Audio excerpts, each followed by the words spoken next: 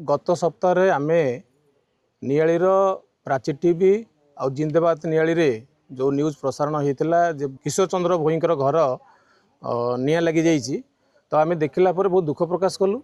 एवं घर पोड़ी ठार विपद आउ कि ना आमर जी अच्छा मुख्य उपदेष्टा सुकांत विश्वाल भाई नेतृत्व में आज कल्याण फाउंडेशन तरफ किसी आर्थिक सहायता सहित तांकर दैनंदिन जीवन जो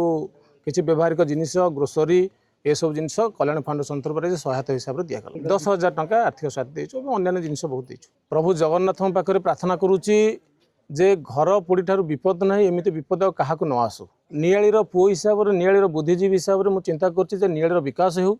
समस्त विकास हो प्रभु जगन्नाथ समस्त को भले रखु एवं एभली विपद आउ क्या न आसू। ये पहंगा ग्राम पंचायतर बाली साई किशोर चंद्र भोईकर निया लगी जाइथिला यार प्रसारण होइथिला यही प्रसारण को देखिए कल्याण फाउंडेशन